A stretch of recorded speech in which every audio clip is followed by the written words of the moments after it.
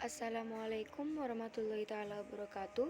Perkenalkan, nama saya Emil Sifat Dania Rizal, kelas 11 MIPA 5, absen 21. Di sini saya akan mempresentasikan hasil kerja saya tentang mekanisme penghantaran impuls syaraf melalui potensial aksi atau sel saraf dan sinapsis. Nah, sebelum beranjak ke slide selanjutnya, apakah kalian sudah tahu apa itu sistem saraf? Nah, jika kalian belum memahami apa itu sistem syaraf, marilah dengarkan penjelasan saya berikut ini. Menurut saya, sistem syaraf merupakan sistem yang menyebabkan manusia dapat melakukan berbagai aktivitas. Contohnya, seperti berkomunikasi, tertawa ria, berlari, duduk-duduk, dan melakukan sejumlah kegiatan aktivitas lainnya yang berlangsung secara harmonis. Nah, tentunya sistem syaraf tersusun atas berjuta-juta sel saraf yang mempunyai bentuk bervariasi. Nah, sistem saraf menerima berjuta-juta informasi yang berasal dari berbagai organ. Nah, semua itu merupakan rangsangan tersebut akan bersatu untuk memberikan respon. Rangsangan tersebut dapat berasal dari dalam tubuh dan dari luar tubuh. Nah, berikut merupakan rangsangan yang berasal dari luar tubuh.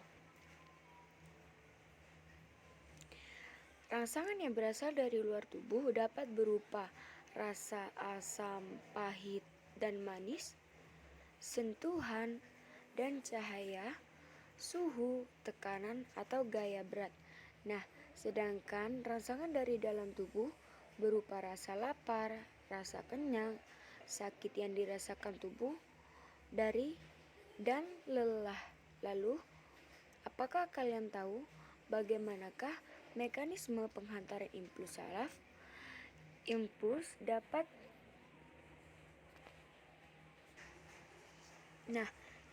ini dapat dikategorikan melalui beberapa cara. Di antaranya adalah melalui potensial aksi atau sel saraf dan melalui sinapsis. Nah, mari kita bahas satu-satu. Pada slide ini, kita akan membahas tentang bagaimana penghantaran impuls saraf melalui potensial aksi atau membran sel saraf.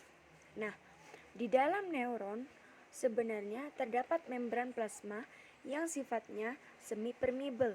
Membran plasma neuron tersebut berfungsi melindungi kelarcitama nukleon tersebut berfungsi melindungi kelarcitoma plasma yang berada di dalamnya. Dan hanya organ-organ tertentu yang akan dapat bertransportasi aktif melewati membran plasma menuju membran plasma neuron lain. Apabila tidak terdapat rangsangan atau neuron dalam keadaan istirahat, sitoplasma di dalam membran plasma bermuatan listrik negatif, sedangkan di luar membran bermuatan positif. Keadaan yang demikian dinamakan polarisasi atau potensial istirahat. Perbedaan muatan ini terjadi karena adanya mekanisme transport aktif, yakni pompa natrium-kalium konsentrasi ion natrium di luar membran plasma dari suatu akson neuron tertinggi dibandingkan konsentrasi di dalamnya. Konsentrasi ion kalium di dalamnya lebih besar daripada di luar. Akibatnya, mekanisme transi aktif terjadi pada membran tersebut.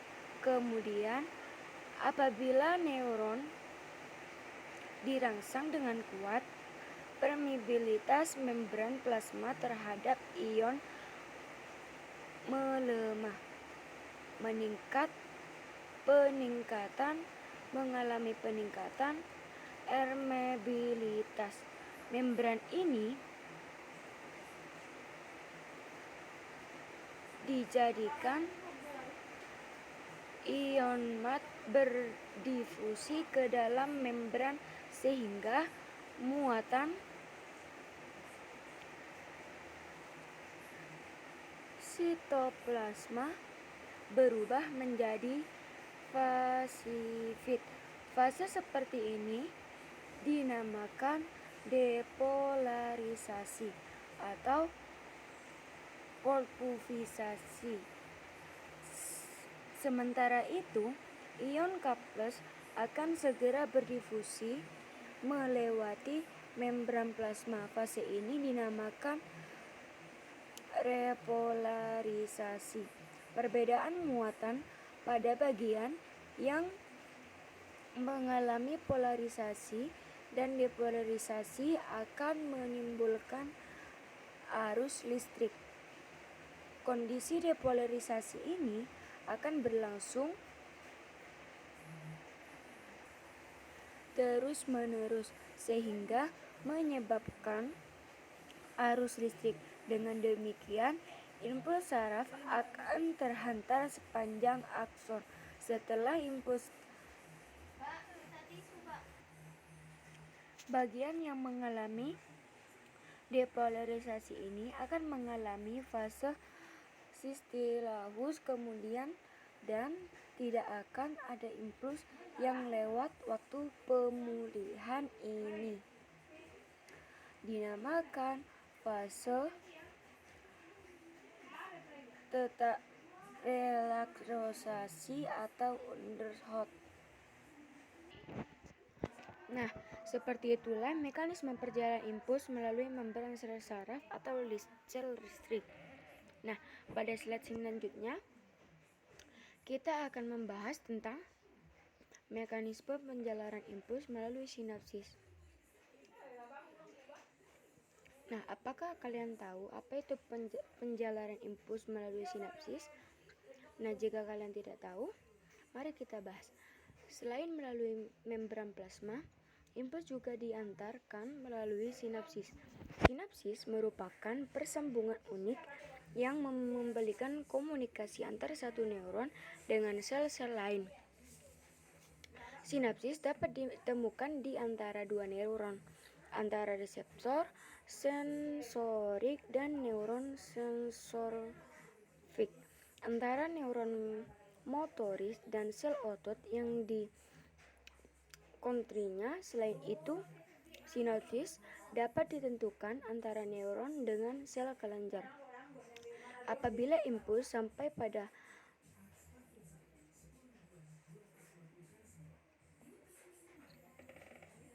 sinapsis menuju segera neuron menginginkan neuron selanjutnya. Neuron dibawa oleh makroviolus sinapsis menuju membran prasinapsis. Kedatangan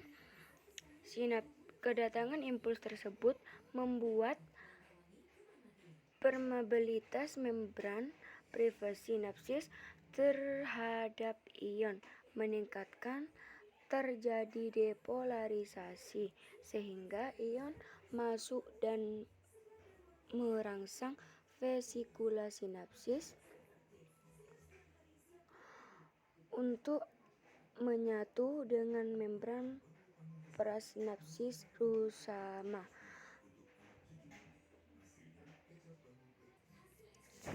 Kejadian tersebut, neurotransmitter dilepaskan ke dalam celah sinapsis melalui eksositosis. Dari celah sinapsis, neuron sinapsis ini beralih fungsi menuju membran pascasinapsis. Setelah itu, membran pascasinapsis akan mengeluarkan enzim untuk menghidrolisasi neuron sinter. Enzim tersebut misalnya sentum kondensasi yang menghidrolisis asetilkom menjadi kolim dan asam entrat oleh vesikula sinapsis.